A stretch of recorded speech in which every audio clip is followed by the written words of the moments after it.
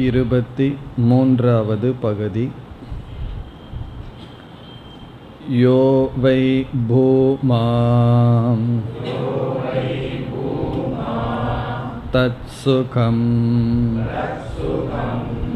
நால்பே சுகமஸ்தி பூமைவ சுகம் பூமாது ஏவ விஜிக்ஞாசிதவ்ய இதி பூமானம் பகவஹ விஜிக்ஞாச இதி.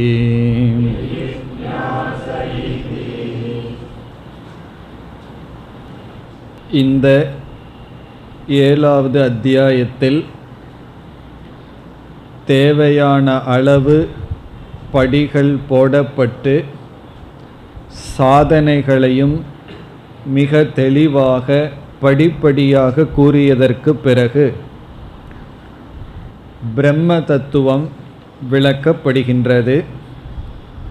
சுகம் என்பதை மனிதர்கள் எல்லா விதத்திலும் நாடுகிறார்கள்.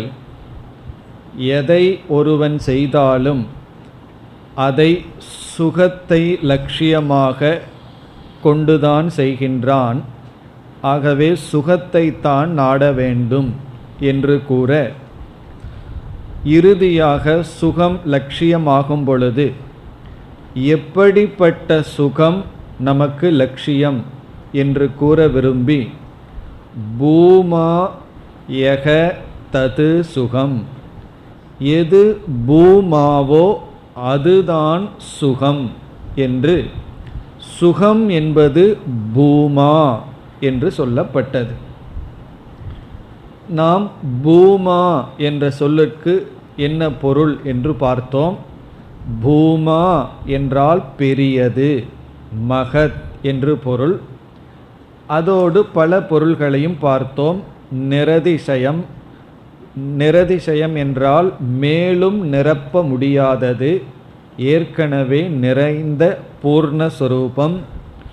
பிறகு பரமாத்மா என்றெல்லாம் நாம் பார்த்தோம். இவ்விதம் எது பூர்ணமானதோ, எதை மேலும் நிறைக்க முடியாததோ, எது சொரூபமாக இருக்கின்றதோ அதுதான் சுகம் என்று சொல்லி, ந அல்பே சுகம் அஸ்தி என்று பிறகு சொல்லப்பட்டது. அல்பத்தில் சுகம் இல்லை. இங்கு அல்பம் என்பது அனாத்மா, அனாத்மாவில் சுகம் இல்லை. ஏன் இங்கு அல்பத்தில் சுகம் இல்லை என்று சொல்ல வேண்டியதிருக்கிறது என்றால், நாம் அறிந்த சுகம் அல்பத்தில் இருக்கின்ற சுகத்தை தான் அறிந்துள்ளோம். அல்பம் என்றால் உலகத்தில் இருக்கின்ற விஷயங்கள், இந்திரியங்கள் அந்த விஷயத்தோடு சம்பந்தப்பட்டு அதனால் வந்த இந்திரிய விஷய சம்பந்த ஜனித சுகத்தை நாம் அனுபவித்து இருக்கின்றோம். இந்திரியம்னா நம்முடைய கண் முதலிய, விஷயம்னா அதற்குரிய பொருள்கள். இந்த இரண்டினுடைய சம்பந்தத்தினால் வருகின்ற சுகத்தை அனுபவித்துள்ளோம். இது சுகமாக தெரிகின்றது, இருந்தாலும் அது சுகம் அல்ல. காரணம் என்ன? அது அதிக ஆசைக்கும் அதிக துக்கத்திற்கும் காரணம். இதிலிருந்து எந்த அனாத்மாவிலும் சுகம் என்பது சொரூபமாக இல்லை என்று காட்டப்படுகிறது. அது எப்படி நமக்கு தெரிகிறது? அனாத்மாக்களில் சுகம் இருப்பது போல் நம்முடைய அனுபவம் காட்டினாலும், சற்று ஆழ்ந்து சிந்தித்து பார்க்கும் பொழுது வேறு ஒரு பிரமாணம் நமக்கு உண்மையான ஞானத்தை கொடுக்கின்றது. எப்படி என்றால், இந்த அனாத்மாவில் சுகம் என்பது இருந்திருந்தால் இதில் எனக்கு துக்கம் என்பது வந்திருக்காது. ஒரு பொருள் நமக்கு ஒரு காலத்தில் சுகத்தை கொடுத்தது, அதே பொருள் நிமித்தமாகவும் துக்கத்தை நான் அனுபவிக்கின்றேன். இந்த பொருள் நிமித்தமாக நான் துக்கத்தை அனுபவிக்கின்றதை விளக்க வேண்டும் என்றால், இதில் சுகம் இல்லை என்பதை நான் ஏற்றுக்கொள்ள வேண்டும். இது சுகஸ்வரூபமாக இருந்திருந்தால் அதே பொருள் எல்லோருக்கும் சுகத்தை கொடுத்திருக்க வேண்டும். சர்க்கரை இனிப்பு சொரூபமாக இருந்ததனால் எல்லோருக்கும் இனிப்பைத்தான் கொடுக்கின்றது. அப்படி எந்த பொருளும் சுகம் என்பதை சொரூபமாக கொண்டிருப்பதில்லை. அதனால தான் கடையில் போய் கொஞ்சம் சுகத்தை கொடுங்கன்னு யாருமே கேட்க மாட்டார்கள். சுகம் என்று எந்த ஒரு பொருளும் எங்கும் விற்கப்படவில்லை. பிறகு மற்ற பொருள்கள் வாங்கினால் சுகம் கிடைக்கின்றதேனா, ஒருவனுக்கு அதில் சுகம், விற்பவனுக்கு அந்த பொருள் தன்னிடமிருந்து செல்வதனால் சுகம், வாங்குபவனுக்கு தன்னிடம் வருவதனால் சுகம். இதிலிருந்து எந்த பொருளிலும் சுகம் என்பது இல்லை. ஒரு பொருளில் சுகம் இருக்கிறது என்றால் யாருமே அந்த பொருளை விற்க மாட்டார்கள். ஏன்னா சுகம் நம்மிடம் வந்து விட்டதே. அதை விற்று பணத்தை வாங்கணுங்கிறதுலிருந்து அந்த பொருளில் சுகம் இல்லை. பிறகு பணத்திலையும் சுகம் இல்லை. காரணம், பணத்தையும் அவன் செலவு செய்கின்றான். பணத்தில் சுகம்னா பணம் கிடைச்சோன்னா சந்தோஷமாக இருக்கணும், ஆனால் அதுவும் இல்லை.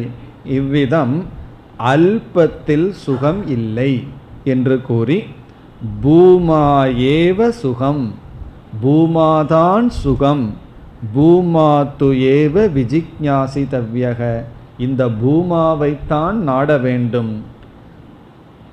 பூமானம் பகவக விஜிக்ஞாசே, ஆகவே நான் பூமாவை நாடுகின்றேன் என்று நாரதர் கூறி முடிக்க, இனி இந்த பூமா என்ற தத்துவமானது அடுத்த பகுதியில் விளக்கப்படுகின்றது. 24. யத்ர நான்யத் பஷ்யதி நான்யத் ஸ்ருணோதி நான்யத் விஜானாதி ச பூமாம் அதயத்ர அன்யத் பஷ்யதி அன்யத் ஸ்ருணோதி அன்யத் விஜானாதி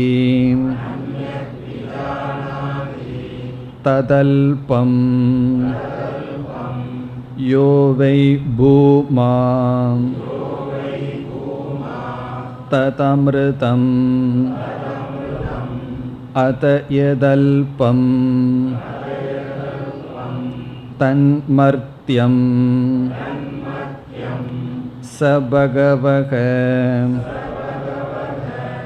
கஸ்மின் பிரதிஷ்டித இதி ஸ்வே மகிம்னீம் யதி வாம் ந மகிம்னி இதி.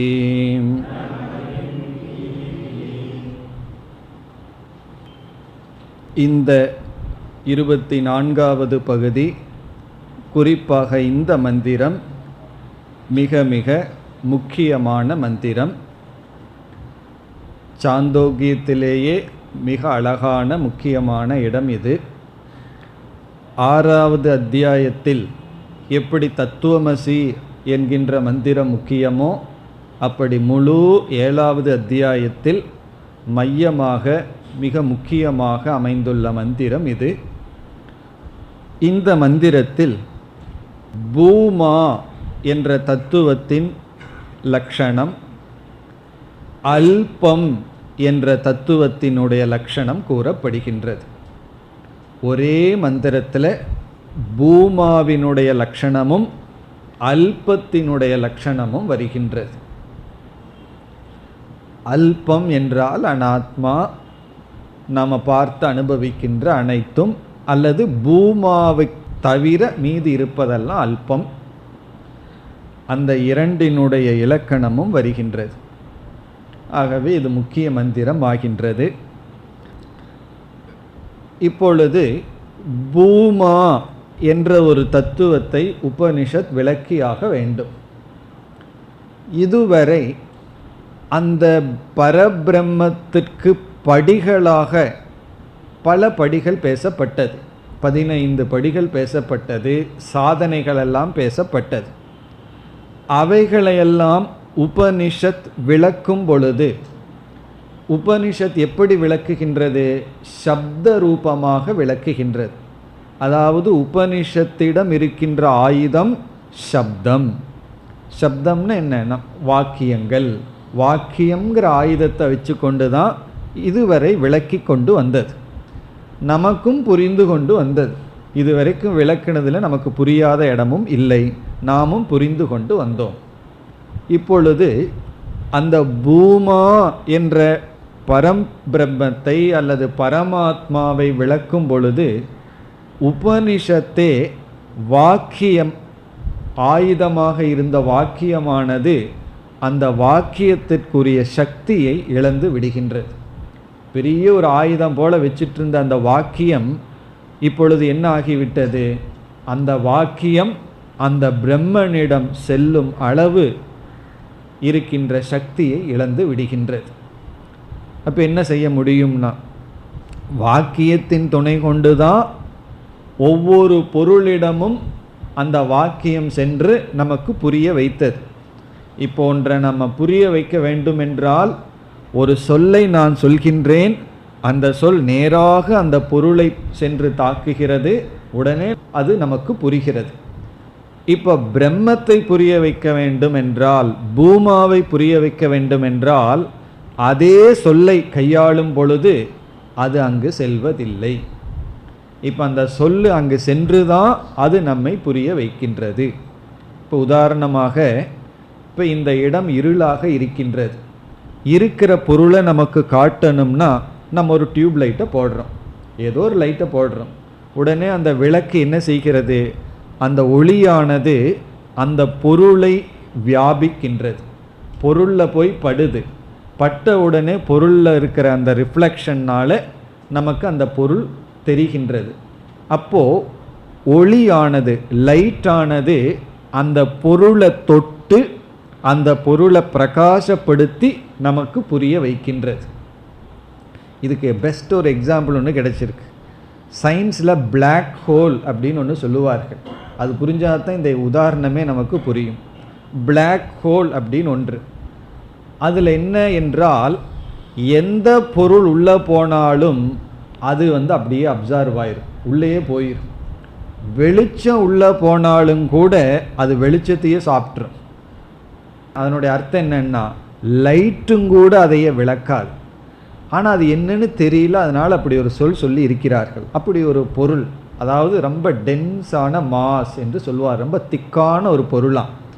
அதுக்குள்ளே லைட்டும் கூட போகாது, லைட்டு போனாலும் கூட அதை ரிஃப்ளெக்ட் பண்ணாதான். அதனால தான் பிளாக் ஹோல்னு சொல்லுவார்கள். இது எதுக்கு உதாரணம்னா, வெளிச்சம் எல்லாத்தையும் விளக்குறது பிளாக் ஹோல் கிட்ட போகாது, போச்சுன்னா அது உள்ளே அப்படியே அப்சர்வ் ஆகிரும். அதே போல் பிரம்மன் பிளாக் ஹோல் அல்ல, அது ஃபுல் ஹோல், இதுக்கு ஆப்போசிட்டாக இருக்குது. பிரம்மத்துக்கிட்ட இந்த சப்தம் போகும் பொழுது சப்தம் எட்டியே பார்க்க முடிவதில்லை. அப்போ என்ன செய்வதுனா, அதனால தான் இங்கே வார்த்தையை படித்தோம்னா புரியாத மாதிரி இருக்கும். இது வரைக்கும் நேரடியாக புரிஞ்சிட்ருக்கிற மாதிரியே சொற்கள் சென்று கொண்டு இருக்கின்றது.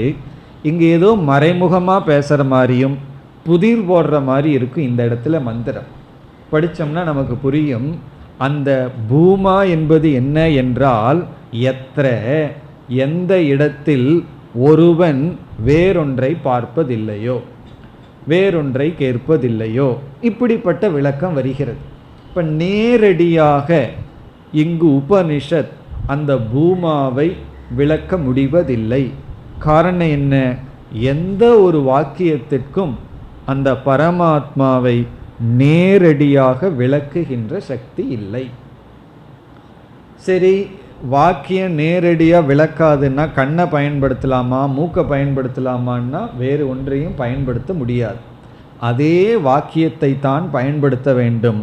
ஆகவே இந்த இடத்தில் உபனிஷத் ஒரு முறையை கையாண்டு அந்த வாக்கியத்தின் துணை கொண்டு, ஆனால் நேரடியாக விளக்க முடியாமல் வேறொரு விதத்தில் ஒரு முறையை கையாண்டு அந்த பூமா என்ற தத்துவத்தை விளக்குகின்றது. அந்த முறை நாம் ஏற்கனவே படித்த தெரிந்ததுதான். அது எப்படி என்றால், ஒரு சொல் இருக்கின்றது, அந்த சொல் இரண்டு தத்துவம் கலந்ததாக அந்த சொல்லில் இருக்கின்றது. ஒரு சொல்லுக்குள்ள ரெண்டு தத்துவமும் கலந்திருக்கின்றது. இந்த இரண்டு தத்துவம் கலந்து இருக்கும் பொழுது உபனிஷத் என்ன செய்கின்றது? அதை பிரித்து ஒரு தத்துவத்தை நீக்கி விடுகின்றது. பிறகு இனியொரு தத்துவம் அந்த சொல் அந்த இடத்திற்கு செல்லாமலேயே அந்த தத்துவம் நமக்கு விளங்குகின்றது. இது இப்படி சொன்னால் புரியாத மாதிரி இருக்கும். உதாரணம் சொன்னால் நமக்கு புரிந்துவிடும். அதாவது ஒரு சொல்லுக்குள் இரண்டு பொருள்கள் இருக்கின்றது. ஒரு சொல்லில் ஒரு பொருள் தான் இருக்கணும், ஆனால் ரெண்டு பொருள் இருக்கு. ஒரு சொல்லை நம்ம சொன்னோம்னா ஒரு சொல் ஒரு பொருளை தான் குறிக்கணும். இப்போ டேபிள்னு சொன்னால் டேபிளை தான் குறிக்கணும். ஒருவர்கிட்ட நான் டேபிள் எடுத்துகிட்டு வாங்குறேன், அவர் சேரும் சேர்ந்து எடுத்துகிட்டு வர்றாரு. கேட்டால் என்ன சொல்கிறாரு? டேபிள்ங்கிற சொல்லில் சேரும் அடங்கும்னு சொன்னால் அது குழப்பத்தை கொடுக்கும். அப்படி ஒரு சொல் ஒரு பொருளை குறிக்கணும், ஆனால் ஒரு சொல் இருக்கின்றது, அது ரெண்டு பொருளையும் சேர்ந்து குறிக்கின்றது. காரணம், அந்த ரெண்டு பொருளும் வேறுபாடு தெரியாமல் கலந்து இருக்கின்றது. அப்பொழுது உபனிஷத் என்ன செய்கின்றது? அந்த சொல்லில் இருக்கின்ற ஒரு பகுதியை மட்டும் பிரித்து விட்டு விடுகிறது. இனியொரு பகுதி சொல்லாமல் நமக்கு புரிகின்றது. அது எப்படி என்றால், இப்போ இரண்டு பேர் நின்று கொண்டு இருக்கின்றார்கள். அந்த இரண்டு பேரில் ஒருவர் சிவன், ஒருவர் பேர், இனி ஒருவர் பேர் விஷ்ணு. ஏதோ ஒரு பேரை வைக்கணும். ஒருவருடைய பெயர் சிவன், இனி ஒருவர் பெயர் விஷ்ணு. இதில் யார் சிவன், யாருடைய பெயர் சிவன், அல்லது அவர் யார் அப்படின்னு கேட்கும் பொழுது அவர் பேசாமல் நின்றுட்டு இருக்கார். இந்த விஷ்ணுங்கிறவர் என்ன பண்ணுறார்? கையில் ஏதோ வச்சிருக்கார், கொடையோ காஃபியோ குடிச்சிட்டு இருக்கார். நான் என்ன சொல்கிறேன்? அந்த கையில் கொடை வைத்துட்டு இருப்பவர் அல்ல அப்படிங்கிறதோட நிறுத்திக்கிறேன். கையில் கொடை வைத்திருப்பவர் அல்ல அப்படிங்கிறத மட்டும் நான் நிறுத்தின உடனே யாரை நான் இவருக்கு புரிய வைக்கணுமோ அதை இவர் புரிந்து கொண்டார். ஆனால் அந்த சிவன்கிறவர் இவர்தான்னு நான் சுட்டி காட்டவில்லை. காரணம் என்னவென்றால், இவருக்கு ஏற்கனவே இந்த ரெண்டு பொருளினுடைய அனுபவம் இருக்கின்றது, ஆனால் அறிவு மட்டும் இல்லை. இப்போ இந்த இடத்துல அனுபவம் இருந்தால் அறிவு இருக்கணுங்கிற அவசியம் கிடையாது. இந்த ரெண்டு பொருளினுடைய அனுபவம் இருக்கு, ரெண்டு பேர்த்தை இவரை பார்க்கிறார், ஆனால் யார் சிவன்ங்கிற அறிவு இல்லை. யார் சிவன் அல்ல என்பதை மட்டும் சொல்லிட்டோம்னா என்னாகின்றது? யார் அந்த சிவன் என்கின்ற அறிவு நமக்கு கிடைத்து விடுகிறது. அந்த அறிவை இந்த சொல் விளக்கியதா அப்படின்னு கேட்டால் என்ன சொல்லலாம்? நான் இவர் கொடை வைத்திருப்பவர் சிவன் அல்ல அப்படின்னு மட்டும் சொல்லியிருக்கேன். இந்த சொல் அந்த சிவனை விளக்குச்சான்னு கேட்டால், இந்த சொல்லுனால தான் யார் சிவன்னு புரிஞ்சுட்டேன். அதே சமயத்தில் இந்த சொல் நேரடியாக அவரை விளக்கவே இல்லை, அவர்கிட்ட போகவே இல்லை, போக வேண்டிய அவசியம் இல்லை. காரணம் என்ன? எனக்கு இந்த குழப்பம் வந்ததுக்கு காரணம் என்ன? அவர் ஒருவர் மட்டும் நின்றுட்டு இருந்திருந்தார்னா குழப்பமே வந்திருக்கார். அவருடைய வயதிலேயே இனியொருவர் நின்று கொண்டிருந்தார். அப்போ என்னுடைய வாக்கியம் என்ன செய்தது? அது கலந்து இருந்ததை எந்த இடத்துல சொல்லு செல்லுமோ அந்த இடத்துக்கு வரைக்கும் போய் அதை நீக்கிவிட்டது. அந்த நீக்குதலுக்கு பெயர் சமஸ்கிருதத்தில் நிஷேதம் என்று சொல்லப்படுகிறது. நிஷேதம் என்றால் நெகேஷன், நீக்குதல், தேவையில்லாத பகுதியை நீக்கிறது. டாக்டர் அப்படித்தானே என்ன பண்ணுறார்? நம்ம உடம்புல ஏதாவது சதை வளர்ந்து விட்டால் எக்ஸ்ட்ரா என்ன பண்ணுறார்? தேவையில்லாததை மட்டும் நீக்குவார், மீதியை விட்டுருவார். அதனால தான் நம்ம திரும்பி வீட்டுக்கு வர்றோம். எது விடணுமோ அதை விட்டுட்டு தேவையில்லாததை மட்டும் நீக்கிறார். அதே போல கலந்து இருக்கின்ற தத்துவத்தில் தேவையில்லாததை நீக்கியவுடன் பிறகு தேவையானது எனக்கு காட்டி கொடுக்கலையேன்னா அது எப்போ காட்டி கொடுக்கணும்? தேவையானது எனக்கு தெரியாமல் இருந்திருந்தால் காட்டி கொடுக்கணும். ஆனால் தேவையானதும் எனக்கு தெரிஞ்சிட்டே தான் இருக்கு, விளங்கி கொண்டே தான் இருக்கு. இதில் என்ன சங்கடம் ஆயிடுதுன்னா, தேவையானது விளங்கும் பொழுது தேவையில்லாதது சேர்ந்து விளங்கிடுது, அவ்வளவுதான். அந்த தேவையில்லாததை மட்டும் நீக்கும் பொழுது அந்த தேவையானதை சப்தம் விளக்குகின்றதுன்னு ஒரு கோணத்தில் சொல்லலாம், இனி ஒரு கோணத்தில் விளக்கவில்லை என்றும் சொல்லலாம். இப்போ இதை நம்ம புரிஞ்சிட்டோம்னா உபனிஷத்தை நம்ம புரிஞ்சிட்டோம்னு அர்த்தம். உபனிஷத் பிரம்மத்தை விளக்குகின்றதா இல்லையா? நம்ம என்ன பதில் சொல்லணும்? விளக்குகின்றது, அதே சமயத்தில் விளக்கவில்லை. அது எப்படின்னா, விளக்குகின்றது காரணம் உபனிஷத்தை படிக்கிறதுனால எனக்கு புரிந்து விட்டது, விளக்கவில்லை, இது நேரடியாக சுட்டி காட்டவில்லை. இது நேரடியாக சுட்டி காட்டாததுனால விளக்கவில்லை. ஆனால் இதை படித்ததுக்கு அப்புறம்தான் எனக்கு புரிஞ்சுது, அதனால் விளக்குகிறது. இப்போ நான் சொன்ன உதாரணத்திலேயே நான் அந்த சிவன் என்ற பெயரை உடையவரை விளக்கினேனா என்றால் விளக்கவில்லை. அவரை பற்றி நான் ஒன்றுமே சொல்ல கிடையாது. ஆனால் அவர்தான்ங்கிற அறிவு நான் சொன்னதற்கு பிறகுதான் வந்திருக்கு. இதிலிருந்து என்ன தெரிகிறது? என்னுடைய சொல் விளக்கியது, விளக்கவும் இல்லை. பிறகு நான் என்னதான் செய்தேன்னா, அவரோட சேர்ந்து இருக்கின்ற எக்ஸ்ட்ரா பகுதியை மட்டும் இல்லைன்னு சொல்லிட்டேன். பிறகு அது எதுன்னு சொல்லாமலேயே அது விளங்கி விட்டது. காரணம், இந்த இரண்டினுடைய அனுபவம் எனக்கு ஏற்கனவே இருந்தது. இனி நம்ம இந்த தத்துவத்திற்குள் வந்தால், நான் நான் என்று சொல்லிக் கொண்டிருக்கும் பொழுது இந்த நான்கிற சொல்லில் ஆத்மா அனாத்மா இந்த இரண்டும் சேர்ந்து கலந்து விளங்குகிறது. எப்பொழுதெல்லாம் நான் நான் சொல்கிறேனோ அப்பொழுதெல்லாம் ஆத்மஸ்வரூபமும் அறிவு சுரூபமும் சச்சிதானந்த சுரூபமும் இந்த மூன்று ஷரீரமும் கலந்து பிரிக்க முடியாமல் விளங்கி வருகிறது. இப்போ இந்த மூன்று ஷரீரத்தை மட்டும் நீக்கிவிட்டால், இந்த மூன்று ஷரீரம் மட்டும் உண்மை அல்ல என்று நீக்கிவிட்டால் எது உண்மை என்று சொல்ல வேண்டிய அவசியம் இல்லை. விளங்கிறது ரெண்டு, ஒரே ஒரு சொல்லுல. இங்கே என்ன சொல்? நான்ங்கிற சொல்லுல ரெண்டு தத்துவம் பிரிக்க முடியாதபடி விளங்கி கொண்டிருக்கின்றது. இதில் அனாத்மாவை மட்டும் நிஷேதம் செய்து விட்டால், அனாத்மாவை மட்டும் நீக்கிவிட்டால் இந்த ஆத்மாவை பற்றி நம்ம ஒன்றுமே சொல்ல வேண்டிய அவசியமே இல்லை. சொல்லாமலேயே நமக்கு புரிந்துவிடும். காரணம் என்ன? ஏற்கனவே அது விளங்கி கொண்டு இருந்தது. அதனால தான் உபனிஷத்து ஏன் நமக்கு தேவை. இப்போ சிலர் என்ன சொல்லிவிட்டார்கள், உபனிஷத்தே சொல்லியிருக்கு பிரம்மத்தை விளக்க முடியாதுன்னு, பிறகு நான் எதுக்கு உபனிஷத்தை படிக்கணும்? அதுவே உபனிஷத்தை படித்தா தானே தெரியுது. அது அவர்களுக்கு புரிகிறதில்லை. உபனிஷத்தே சொல்லியாச்சு. ஏன்னா சில பேர்த்துக்கு சாஸ்திரம் படிக்கிறதுக்கு ஒரு சோம்பல் அல்லது ஒரு பயம், ஏதோ ஒரு காரணம், படிக்கிறதுல விருப்பம் இல்லை. என்ன செய்யணும்னா, நான் உபனிஷத்தே படிச்சுட்டேன், உபனிஷத்தே சொல்லிடுது என்னால் விளக்க முடியாதுன்னு, அதனால் நான் வேற எங்காவது போகிறேன், உபனிஷத்தை எதுக்கு படிக்கணும்? உபனிஷத்தை நேரடியாக ஆத்ம தத்துவத்தை சுட்டி காட்டுறதுக்காக நம்ம படிக்கல. அது ஏற்கனவே ஆத்மாவை பற்றிய அனுபவம் இருக்கின்றது, ஆனால் அறிவு இல்லை. இதுதான் நமக்கு ரொம்ப முக்கியமான கருத்து. அனுபவம் இருக்கின்றது, ஆனால் அறிவு இல்லை. வேறு என்ன உதாரணம் சொல்லலாம்? 10 பேர் ஆத்த கடந்த விஷயத்திலையும் அந்த 10வது மனிதனை பற்றிய அனுபவம் இருக்கு. நம்ம சாதாரணமாக என்ன நினச்சிட்டோம், எதையெல்லாம் நான் அனுபவிக்கிறேனோ அதை பற்றிய அறிவும் இருக்குன்னு நினச்சிட்டு இருக்கோம். அனுபவம் வேறு, அறிவு வேறு.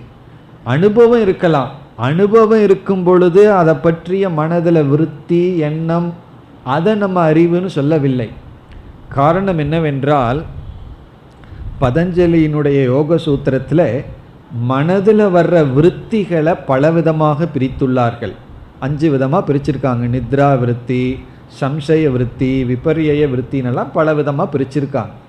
மனதில் தோன்ற எண்ணங்கள் சந்தேகமான எண்ணம், பிறகு விபரீதமான எண்ணம், உறங்கும் பொழுது உறக்க விருத்தி, அதே போல் ஞான விருத்தின்னு ஒரு விருத்தியை பிரிச்சிருக்காங்க. இப்போ மனதில் ஒரு எண்ணம் வந்து விட்டால் மட்டும் அது ஞான விருத்தி கிடையாது, அறிவுன்னு சொல்ல முடியாது. அப்போது அனுபவத்தில் மனதில் விருத்தி ஏற்படுகிறது, ஆனால் அது ஞானமாக இருக்கணுங்கிற அவசியம் இல்லை.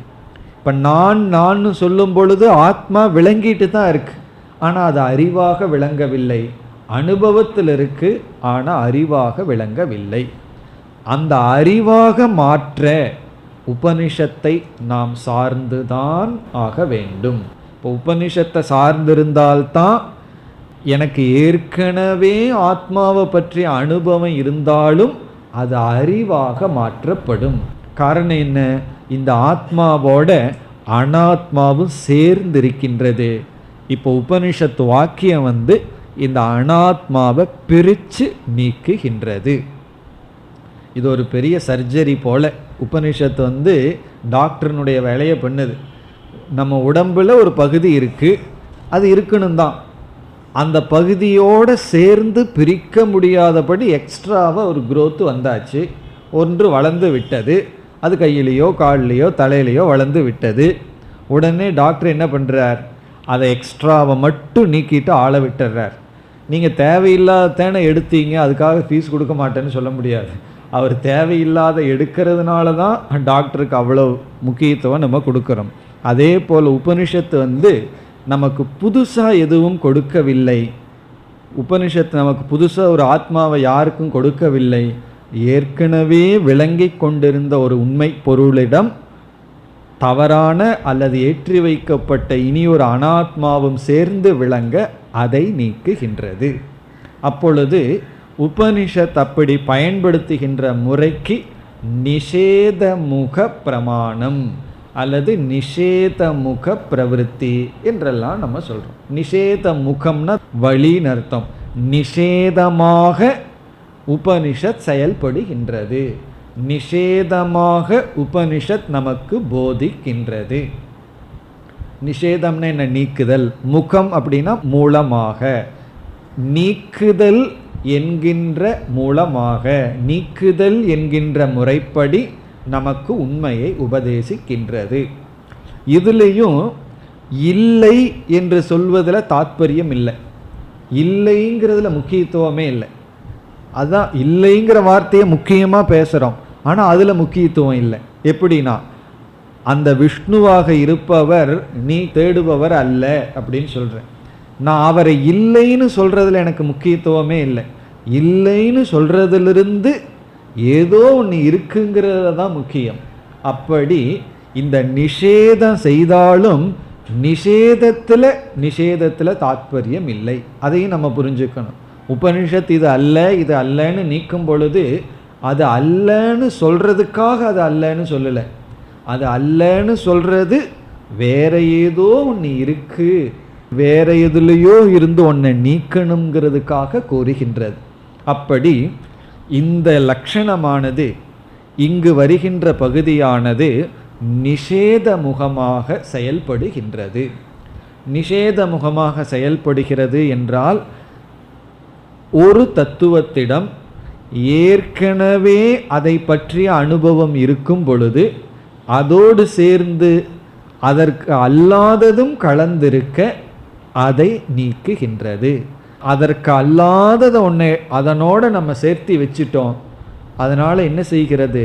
அதற்கு அல்லாததை நீக்கி அதற்கு ஆதாரமாக இருப்பதை மட்டும் நமக்கு சொல்லாமல் சொல்கின்றது. தமிழ் எல்லாம் படிச்சிருப்பீர்களல்ல, சொல்லாமல் சொல்லி, காட்டாமல் காட்டி, அதுதான் இதனுடைய அர்த்தம். சொல்லாமல் சொல்லினா அதை நேரடியாக சொல்லலை, பிறகு சொல்லி என்றால் அதை கேட்கறதுனால தான் அது புரிகிறது. அப்படி புரிஞ்சுக்கணும். சொல்லாமல் என்றால் அதை நேரடியாக அதை பாயிண்ட் அவுட் பண்ணல, சொல்லி என்றால் அதை கேட்டதுனால தான் எனக்கு அது புரிந்தது. அதுதான் சொல்லாமல் சொல்லி. அப்படித்தான் இங்கு உபனிஷத் அந்த பூமா என்ற தத்துவத்தை விளக்குகின்றது. பூமா என்ற தத்துவத்தை எப்படி விளக்குகிறது என்றால், ஏற்கனவே விளங்கி கொண்டிருக்கின்ற ஒன்றிடத்தில் தேவையற்றதை மட்டும் நீக்கி விட்டு விடுகிறது, தேவையானது நமக்கு புரிந்து விடுகிறது. எப்பொழுது அது சென்று விட்டால் மீது எது இருக்கின்றதோ அதுதான் பூமா என்று. இப்போ நிஷேத முகமாக இங்கு செயல்படுகின்றது. இந்த நிஷேத முகமாக ஏற்கனவே நம்ம படிச்சிருக்கோம். எப்படி என்றால், தத்துவமசி என்ற மகா வாக்கியத்தை எடுத்துக்கொண்டு அதில் தது துவம் அசி என்ற பதத்தை எடுத்து விசாரம் பண்ணோம். நான் சாந்தோக்கியம் படித்து முடிச்சதுக்கப்புறம் தத்துவமசி மகா வாக்கியம் எங்கே வருதுன்னா என்ன சொல்லணும்? ஏன்னா இந்த உபனிஷத்தில் தான் நம்ம படித்து முடித்தோம் போன அத்தியாயத்தில். அதில் துவம் தது என்று 2 பதத்தை எடுத்து கொண்டோம். ததுங்கிறது ஈஸ்வரனை குறிச்சுது. அந்த ததுங்கிற பதமும் துவங்கிற ஜீவனும் ஐக்கியமாக வேண்டும் என்றால் நாம் ஒரு விதமான லக்ஷணையை பயன்படுத்தணும்னு பார்த்தோம். அது என்ன லக்ஷணை? பாகத்யாக லக்ஷணைன்னு பார்த்தோம். ஐக்கியப்படுத்தணும். அந்த பாகத்யாக லக்ஷணை என்றால் என்ன? ததுங்கிற இடத்துல ஒரு பாகத்தை விட்டுவிட வேண்டும், ஒரு பாகத்தை வச்சுக்கணும். துவங்கிற இடத்துல ஒரு பாகம், ஒரு பகுதியை விட்டுட்டு ஒரு பகுதியை வச்சுக்கணும்னு பார்த்தோம். அப்படி ததுங்கிற இடத்துல மாயையிலிருந்து வந்த இந்த உலகத்தை விட்டுறணும், அந்த சைத்தன்யத்தை வச்சுக்கணும். துவங்கிற இடத்துல ஆத்மாவை வச்சுட்டு 3 சரீரத்தை விடணும். இப்பொழுது ததுங்கிற இடத்துல விட வேண்டிய பகுதியைத்தான் உபனிஷத் என்ன செய்கின்றது? நிஷேதம் செய்கிறது. எதை நிஷேதம் செய்கிறது? எதை நீக்குகிறது?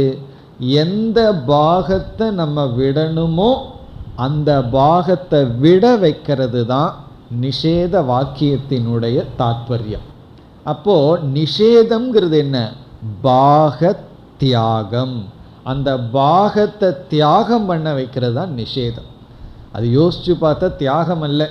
இப்போ தலையில் ஒரு காக்கையினுடைய எச்சில் விழுந்துடுது, அதை போய் சுத்தம் பண்ணுறோம்னா தியாகம்னா சொல்கிறது, நான் ஒரு பெரிய தியாகம் பண்ணிட்டேன், தலையில் இருக்கிற பேனு அழுக்கு இதெல்லாம் எடுத்துட்டேன்னா ஆரம்பத்தில் அது மேலே அட்டாச்மெண்ட் இருந்தால் தியாகம் மாதிரி தெரியும். ஆனால் அது தியாகம் அல்ல, அதை விட்டு விட வேண்டியன்னா அதுதான் நமக்கு அனர்த்தத்தை கொடுப்பது. அப்படி இந்த தியாகம் என்று நம்ம எதை சொல்கிறோமோ, ஒரு பகுதியை நீக்கணும்னு எதை சொல்கிறோமோ அப்படி நீக்கிறது தான் நிஷேதம். இதிலிருந்து எப்படி நம்ம புரிஞ்சுக்கிறோம்னா, இந்த நிஷேதம் லக்ஷணை இந்த ரெண்டும் பிரிக்க முடியாமல் கலந்து இருக்கின்ற ஒரு முறை. இதெல்லாம் ஏற்கனவே நம்ம படித்து புரிஞ்சது தான். ஆனால் இந்த இடத்துல அந்த நிஷேதம்தான் ஹைலைட் ஆயிருக்கு, அந்த நிஷேதம்தான் முன்னாடி நிற்கின்றது. இப்போ நிஷேதமும் லக்ஷணையும் சேர்ந்து நாம் புரிந்து கொள்ளும் பொழுது தத்துவமசிங்கிற மகா வாக்கியம் பொருந்தி வருகின்றது. இப்போ இந்த முகவுரையுடன் நம்ம இப்போ உள்ள செல்ல வேண்டும். மீண்டும் இதை நம்ம விளக்கமாக பார்க்க இருக்கின்றோம். அதற்கு முன்னாடி முதல்ல இந்த மந்திரத்தினுடைய அர்த்தத்தை பார்த்து கொண்டு பிறகு மீண்டும் நாம் விளக்கத்திற்கு செல்லலாம். இங்கு என்ன சொல்லப்படுகிறது? யத்ர முதல் சொல். யத்ர இந்த மந்திரமே மனப்பாட பகுதி. ஸ்கூல்ல எல்லாம் சொல்லுவார்கள் தெரியுமோ, இந்த செய்யல மனப்பாடம் பண்ணிக்கோன்னு சொல்கிறது போல. அதில் குறிப்பாக முதல் வாக்கியம் எத்திர நாண்யத் பஷ்யதி நாண்யத் ஸ்ருணோதி நாண்யத் விஜானாதி ச பூமா. இந்த ஒரு வரியை அடுத்த கிளாஸ் வரும்போது மனப்பாடம் பண்ணிட்டு வந்துடணும். நான் கேட்க மாட்டேன், மனப்பாடம் பண்ணிட்டு வந்துடுங்க. என்ன இது ரொம்ப முக்கியமான வரி. எத்திர, எத்திர என்றால் எதனிடத்தில், எங்கு. சமஸ்கிருதத்தில் இதுக்கு அர்த்தம் சொல்லணும்னா எஸ்மின், எதனிடத்தில். இந்த எதனிடத்தில் அப்படின்னு ஏதோ சொல்ல முடியாததை சொல்கிற மாதிரி இருக்கு. இங்கே எதனிடத்தில்ங்கிற சொல் இந்த பூமாவைத்தான் குறிக்கின்றது. எத்திர எஸ்மின் பூம்னி. எஸ்மின் பூம்னி என்றால் எந்த பூமாவின் இடத்தில். இப்போ எத்திரங்கிற சொல் அந்த பரம்பிரம்மத்தை குறிக்கின்றது, பூமாவை குறிக்கின்ற சொல். இந்த எத்திரங்கிறது ஒரு அதிகரணத்தை குறிக்கும், ஆதாரத்தை குறிக்கும். எத்திரங்கிறது எஸ்மின் எந்த ஆதாரத்தில், எந்த சாரத்தில், அதிகரணத்தில், எதில். எத்திரன எதில் அப்படின்னு தான் அர்த்தம். எதனிடத்தில், எதில், எந்த ஆதாரத்தில். இந்த இடத்துல எந்த ஆதாரத்தில்ங்கிற வார்த்தை பூமாவை தான் குறிக்கின்றது. ஆனால் பூமான்னு சொல்லி நேரடியாக சொல்ல முடியாது. எந்த ஆதாரத்தில், அது என்ன என்று இங்கு சொல்லப்படவே இல்லை. இப்போ எந்த ஆதாரத்தில்ங்கிறதோடு நின்று விட்டது. அந்த ஆதாரம் என்னன்னா ஏதோ பூமான்னு ஒரு வார்த்தை தான் சொல்லப்பட்டது. எந்த ஆதாரத்தில்? பிறகு ந அந்யத் பஷ்யதி. அந்யத் என்றால் வேறு ஒன்றை, அந்யத் வேறு ஒன்றை, ந பஷ்யதி. ந பஷ்யதி என்றால் ஒருவன் பார்க்கவில்லையோ, பார்ப்பதில்லையோ, பார்க்க முடியாதோ. நான்யத் பஷ்யதி, எந்த இடத்தில் ஒருவன் வேறு ஒன்றை பார்ப்பதில்லையோ அது பூமா. எந்த இடத்தில் எதில் ஒருவன் வேறு ஒன்றை பார்ப்பதில்லையோ ச பூமா, அது பூமா. அதான் சுருக்கமான வாக்கியம். எதில் ஒருவன் வேறொன்றை பார்க்கவில்லையோ, கடைசியில் வருது ச பூமா, அதுதான் பூமா. எத்திர எதில், எந்த பூமாவின் இடத்தில் ஒருவன் ஒன்றை பார்க்கவில்லையோ, எதையும் பார்க்கவில்லையோ. இதை கொஞ்சம் மேலும் விளக்கினால், இந்த பஷ்யதி என்றால் ஒருவன் பார்ப்பதில்லையோ, அந்த ஒருவன்கிற இடத்துல நாம் இனி ஒரு சமஸ்கிருத வார்த்தையை சேர்த்து கொள்ளலாம். அந்யக. அந்யக வேறாக இருந்து கொண்டிருக்கின்ற ஒருவன். அந்நியன்னு சொன்னால் தெரியுமே, அவன் அந்நிய நாட்டை சேர்ந்தவன். அந்நியன்னா வேறானவன், எனக்கு அந்நியமானவன். சமஸ்கிருதத்தில் அந்யகன வேறு ஒருவன்.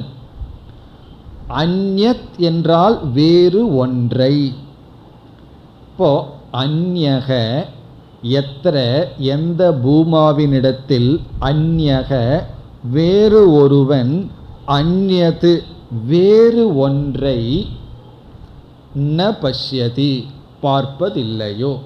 இப்போ வேறு ஒருவன் வேறு ஒன்றை எதில் பார்ப்பதில்லையோ.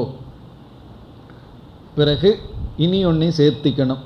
ஏதாவது ஒரு காரியத்தை செய்யறதுக்கு ஒரு கரணம் நமக்கு தேவையல்லவா? ஆகவே இடையில இனி ஒன்றை சேர்த்திக்கிறோம். அந்யக அந்யேன கரணேன அந்யத் திரவியம் ந பஷ்யதி. அதாவது அந்யக வேறு ஒருவன் வேறு ஒரு கருவியின் துணை கொண்டு, அந்யேன கரணேன வேறு ஒரு கருவியினுடைய துணை கொண்டு, அந்யத் திரவியம் வேறு ஒரு பொருளை ந பஷ்யதி எப்பொழுது எதனிடத்தில் ஒருவன் பார்ப்பதில்லையோ. அந்யக அப்படிங்கிற இடத்துல அந்யக திரஷ்டா, பார்க்கின்ற அனுபவிக்கின்ற ஒருவன். அந்யக திரஷ்டா. திரஷ்டான்னா பார்ப்பவன், எவனோ ஒருத்தன் பார்த்துட்டு இருக்கிறவன். ஒருவன் அந்யது திருஷ்யம், பார்க்கப்படுகின்ற பொருளாக ஒன்று வேறொரு விதமான கரணத்தினால், ஏதோ ஒரு கரணத்தினால் இங்கு பார்ப்பதில்லையோ. ஏதோ புரிஞ்ச மாதிரி ஆரம்பிச்சது இப்போ புரியாத மாதிரி போகுதேன்னா அதுதான் பூமா. கொஞ்சம் நல்லா யோசிக்கணும். யோசிக்கத்தான் இதுக்குள்ளே இருக்கிற அந்த நுண்ணிய கருத்துக்கள் எல்லாம் நமக்கு புரியும். ஆனால் என்ன செய்யணும்னா, இந்த இடம் நமக்கு கொஞ்சம் புரியாத மாதிரி இருக்குன்னா, சரி புரியும் போது புரியட்டும், இப்போதைக்கு நோட்ஸுக்கு புரியட்டும், அதனால் நோட்ஸ் நல்லா இருக்கட்டும், நோட்ஸுக்கு புரியட்டும். பிறகு நமக்கு அதிகாரித்துவம் வர வர, பக்குவம் வர வர நமக்கு அது கிளாரிட்டி ஆகட்டுங்கிற பொறுமை இந்த இடத்துல நமக்கு வேண்டும். அதனால் புரியுதோ இல்லையோ நம்ம பார்க்க வேண்டிய கருத்தை பார்த்துருவோம். புரியும் பொழுது புரியட்டும். எந்த பூமா என்ற தத்துவத்தின் இடத்தில் திரஷ்டா, அந்யக திரஷ்டா பார்க்கின்ற ஒருவன், அந்யத்து தனக்கு வேறாக ஒரு பொருளை, அந்யேன கரணேன தனக்கு வேறான ஒரு கரணத்தின் மூலமாக, எதை வேணாலும் சேர்த்திக்கலாம், தனக்கு வேறாக ஒரு சுகம் வேண்டும் என்பதற்காக எது வேணாலும் சேர்த்தி இப்படி ஒன்றை ந பஷ்யதி ஒருவன் பார்ப்பதில்லையோ. இப்போ திரஷ்டா ஒருவன், பார்க்கின்ற ஒருவன் எந்த இடத்தில் தனக்கு வேறாக ஒன்றை தனக்கு வேறாக இருக்கின்ற பொருள் கருவி இதற்கு வேறாக இருக்கின்ற ஒன்றினால் பார்ப்பதில்லையோ. இது ஒன்றுதான் சாரம். இதற்கு பிறகு வர்றதெல்லாம் அதே தான். பார்ப்பதுங்கிறது ஒரு உதாரணமாகத்தான் சொல்லப்பட்டது. அப்போ எப்படி சுருக்கமான வாக்கியம்? எதனிடத்தில் ஒருவன் ஒன்றை ஒன்றினால் பார்ப்பதில்லையோ, அதுதான் இதனுடைய சாரம். எதனிடத்தில் ஒருவன் ஒன்றை ஒன்றினால் பார்ப்பதில்லையோ அது பூமா. இதுதான் சுருக்கமான வாக்கியம். எதனிடத்தில் ஒருவன் ஒன்றை ஒன்றினால் பார்ப்பதில்லையோ அது பூமா. விளக்கம் பார்க்கும் பொழுது சற்று நமக்கு விளங்கும். பிறகு அடுத்தது இதே தான். இனிமேல் வேறு விளக்கம் கிடையாது. ந அந்யத் ஸ்ருணோதி. இதே தான். அந்யத் என்றால் வேறு ஒன்றை, ந ஸ்ருணோதினா கேட்பதில்லையோ. முதல்ல பார்ப்பதில்லையோ, பிறகு கேட்பதில்லையோ. இந்த இடத்துல அதையே தான் நம்ம போட்டுக்கணும். அந்யக ஒருவன் வேறொரு கரணத்தின் மூலமாக வேறு ஒன்றை, அந்யத்னா இந்த இடத்துல சப்தம், அந்யத் வேறு ஒன்றை, ந ஸ்ருணோதி கேட்பதில்லையோ. பிறகு ந அந்யத் விஜானாதி.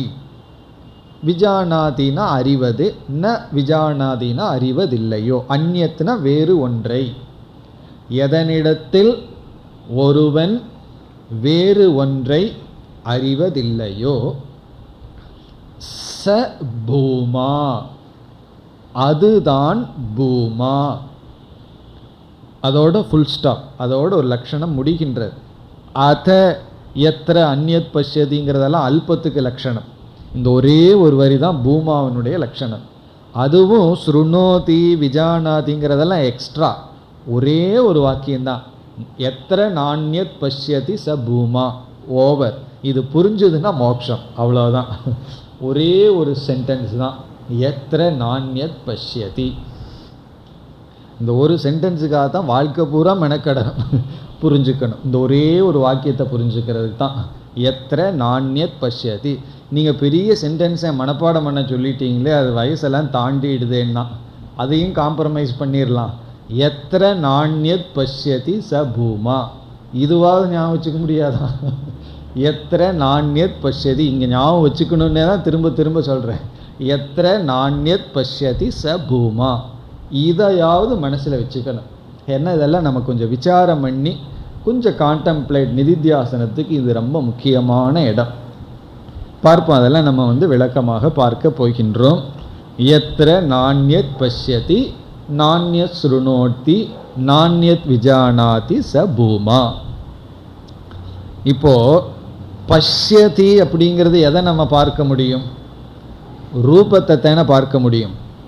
ரூபம் இல்லாததை பார்க்க முடியாது. எதை கேட்க முடியும்? சப்தத்தை தானே கேட்க முடியும். சப்தம்ங்கிறது என்ன? நாம. ரூபம்ங்கிறது என்ன? கண்ணில் பார்க்கிறது ரூபம். இப்போ இந்த முதல் ரெண்டு வார்த்தையில் என்ன சொல்லப்பட்டிருக்கு? நாண்யத் பஷ்யதி, நாண்யத் ஸ்ருணோதிங்கிறதுல எது நமக்கு கிடைக்கின்றது? நாம ரூபம். நாண்யத் ஸ்ருணோதிங்கிறது, ஸ்ருணோதிங்கிறது நாம, நாண்யத் பஷ்யதிங்கிறது ரூபம். இது எதனுடைய நிஷேதம் இங்கே ஆயிருக்கு? அங்கே விஷ்ணுவை நம்ம நிஷேதம் பண்ணமே, அதே போல் இங்கு எது நிஷேதம் செய்யப்பட்டுள்ளது? நாம ரூபத்தினுடைய நிஷேதம் இங்கு செய்யப்பட்டிருக்கிறது. நாண்யத் ஸ்ருணோதிங்கிறது சப்தத்தினுடைய நிஷேதம். எவன் ஒருவன் ஒன்றை கேட்பதில்லையோ, எல்லா பிரச்சனையும் எதையாவது கேட்டு வச்சுக்கிறதுனால தான். நான் சும்மா இவ்வளோ நேரம் சந்தோஷமாக இருந்தேன், அதை கேட்டதுலேருந்து துக்கம்னா. இவ்வளோ நேரம் சந்தோஷமாக இருந்தால் அதை பார்த்ததுலேருந்து துக்கம்னா. பார்க்காமையும் கேட்காமையும் இருந்துட்டால் ஒரு துக்கமும் நமக்கு கிடையாது. அப்படி இங்கு நாம ரூபத்தினுடைய நிஷேதம் செய்யப்பட்டுள்ளது. இது ஒரு ஆங்கிளில் பார்த்தோம்னா, இதை நம்ம படிக்கும்போது நாம ரூபத்தை நினச்சிருக்கவே மாட்டோம். கொஞ்சம் சிந்திக்கும் பொழுது தான் தெரியுது இங்கு நாம ரூபத்தினுடைய நிஷேதம் செய்யப்பட்டிருக்கிறது. இனி ஒரு ஆங்கிள் நம்ம பார்த்தோம்னா, இந்த பார்த்தல் இதெல்லாம் கர்மேந்திரியங்கள், ஞானேந்திரியங்கள் போன்ற இந்திரியங்களினுடைய வியாபாரம். அதே போல அறிதல்ங்கிறது அந்த கரணத்தினுடைய வியாபாரம். அப்படி இந்த நாண்யத் பஷ்யதி நாண்யத் ஸ்ருணோதி என்பதிலிருந்து எல்லா இந்திரியங்களினுடைய விஷயமும் நீக்கப்பட்டுள்ளது. நீ எதை பார்க்கிறையோ அது பூமா அல்ல. இந்திரியங்களுக்கு எது விஷயமா இருக்கோ அந்த விஷயமெல்லாம் பூமா அல்ல. இந்த இடத்துல நாண்யத் பஷ்யதி நாண்யத் சுருணோதிங்கிறதுல நாண்யத் ஜிக்ரதி இதெல்லாம் சேர்த்திக்கணும். எதை நீ சுவைப்பதில்லையோ அல்லது நுகர்வதில்லையோங்கிறது எல்லா இந்திரியங்களையும் நம்ம எடுத்துக்கொள்ள வேண்டும். அப்படி எது விஷயம் அல்லவோ, எது திருஷ்யம் இல்லையோ, அந்த பூமாங்கிறது திருஷ்யம் அல்ல. நம்ம என்ன பண்ணிட்டோம், ஸ்தூல சூக்ஷ்ம காரண சரீரம் திருஷ்யம், அதை திருக்கோட கலந்து விட்டுட்டோம். திருக்கான ஆத்மஸ்வரூபத்தோட திருஷ்யமும் கலந்து விட்டது, நாமரூபமான சரீரமும் கலந்து விட்டது. இங்கு என்ன உபதேசம் செய்யப்படுகிறது, அந்த ஆத்மா என்பது, அந்த ஆத்மாவில் இவைகள் இல்லை, இவைகள் அற்றது, நாம ரூபம் அற்றது. ஆனால் இந்த நாம ரூபம் எதை சார்ந்திருக்கும், அந்த ஆத்மாவைத்தான் சார்ந்திருக்கும். அதே சமயத்தில் இந்த ஆத்மா அதற்கு அப்பாற்பட்டு இருக்கின்றது. இந்த நாம ரூபத்துக்கு அதிகரணமாக இருக்கே தவிர நாம ரூபமாக அது இல்லை என்று நாண்யத் பஷ்யதி நாண்யத் ஸ்ருணோதிங்கிறத பல கோணத்தில் நம்ம பார்க்கலாம். எப்படியெல்லாம் பார்க்கலாம் என்றால், ஒன்று இந்திரிய விஷயங்கள் அற்றது, இனி ஒன்று நாம ரூபத்திற்கு அப்பாற்பட்டது. அப்படி ஒன்று. இனி ஒரு கோணத்தில் பார்க்க வேண்டும் என்றால், இப்பொழுது யார் பார்த்து கொண்டிருக்கின்றான்? பார்ப்பவனை திரஷ்டான்னு சொல்கிறோம். இன்னும் கொஞ்சம் டெக்னிக்கலாக சொல்லணும்னா பிரமாதா அப்படின்னு சொல்லுவோம், அறிபவன். ஏன்னா திரஷ்டான்னா கண்ணில் மட்டும் பார்க்குறவன், பிரமாதான்னு சொன்னால் என்ன பொதுவாக வந்துடும், அறிபவன். கண்ணில் விஷயத்தை அறிபவன், காதில் பொருள்களை விஷயத்தை அறிபவன், ஞானத்தை அடைபவன். இப்படி இந்த அறிபவன் என்று ஒன்று இருக்கிறது. இந்த இடத்துல இந்த அறிபவனும் நீக்கப்பட்டு, இந்த அறிபவன் தனக்கு வேறாக அறிகின்ற பொருளும் நீக்கப்பட்டு, இந்த அறிபவனுக்கு ஒரு பொருளை அறிவிக்குகின்ற கருவியும் நீக்கப்பட்டு, அனைத்தையும் நீக்கப்பட்டவுடன் இந்த அனைத்தும் எதில் இருக்கின்றதோ அதுதான் பூமா. அறிபவன் ஒருத்தன் இருக்கான், பிறகு அவன் ஒரு கருவியை பயன்படுத்தியிருக்கான், இந்திரியத்தை பயன்படுத்தியிருக்கான். அவன் என்ன செய்கின்றான், அதை பயன்படுத்தி ஒரு பொருளை வேற அறிந்து கொண்டு இருக்கின்றான். இதுதான் சம்சாரமே. அறிபவன் ஒரு கருவியை பயன்படுத்தி ஒரு பொருளை அறிந்து கொண்டு இருக்கின்றான். இப்போ எத்தனை நாண்யத் பஷ்யதிங்கிற இடத்துல அறியப்படும் பொருள் மட்டும் நிஷேதம் செய்யப்படவில்லை, அந்த அறியப்பட பொருளுக்கு உதவியாக இருக்கின்ற கருவியும் நீக்கப்படுகிறது. இந்த திரஷ்டா அறிபவனும் நீக்கப்படுகின்றான். அறிபவனும் போயிட்டா சூன்யந்தானா? அப்படி சூன்யம்ங்கிற இடம் வரும்பொழுது இந்த புத்திஸ்ட் என்ன செய்து விட்டார்கள், புத்த மதத்தை சார்ந்தவர்கள் எத்திரங்கிறத மறந்துட்டார்கள். நாண்யத் பஷ்யதி நாண்யத் சுனோதி மட்டும் புரிந்து கொண்டார்கள்.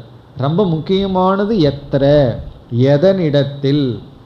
அது எதுன்னு சொன்னால், இந்த அறிபவன் சிதாபாசம். சிதாபாசம் மனசில் இருக்கிற இந்த சிதாபாசம், சித்தினுடைய பிரதிபிம்பம், அதில் இருக்கின்ற அந்த கரணம், பிறகு அதன் மூலியமாக பார்க்கப்படுறது பிரபஞ்சம்.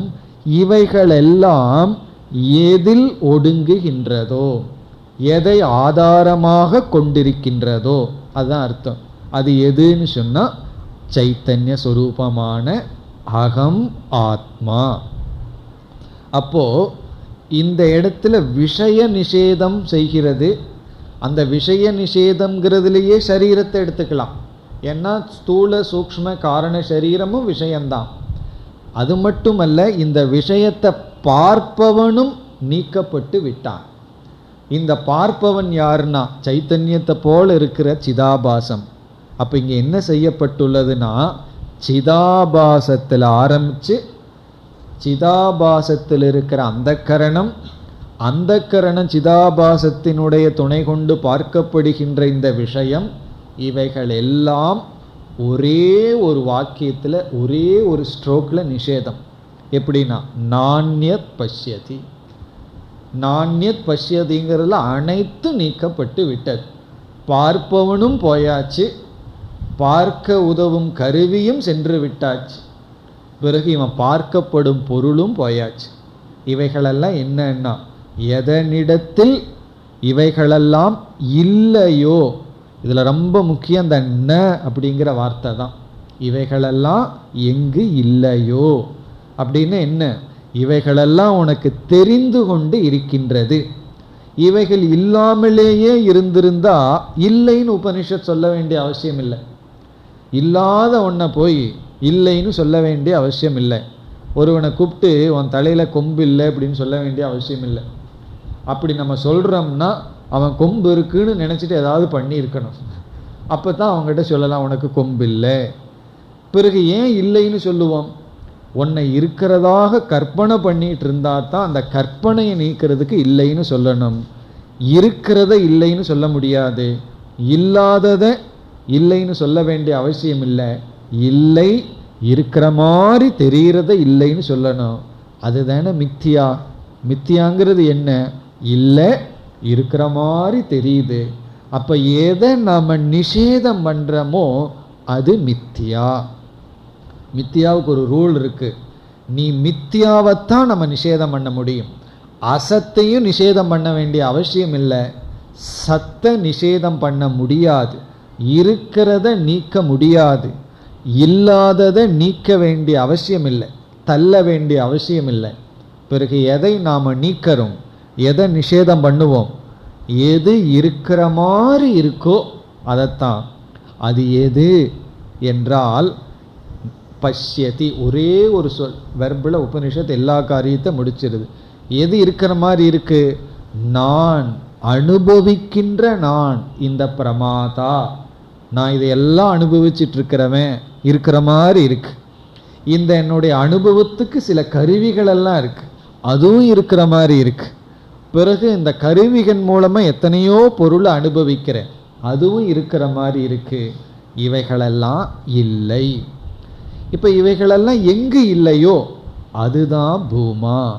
எந்த இடத்துல இவைகளெல்லாம் இல்லையோ, பிரபஞ்சோபசமக, அதுபோல எந்த இடத்துல பிரபஞ்சம் தன்னுடைய இல்லாமை என்ற தன்மையை அடைகின்றதோ அதுதான் பூமா என்று இங்கு நாண்யத் பஷ்யதி, நாண்யத் ஸ்ருணோதி, நாண்யத் விஜானாதி. இந்த பஷ்யதிங்கிறதுலையே புரிஞ்சுட்டா அதோட ஃபுல் ஸ்டாப் வச்சுக்கலாம். எத்தனை நாண்யத் பஷ்யதி ச பூமா. கொஞ்சம் விளக்கம். நாண்யத் ஸ்ருணோதி, நாண்யத் விஜானாதி.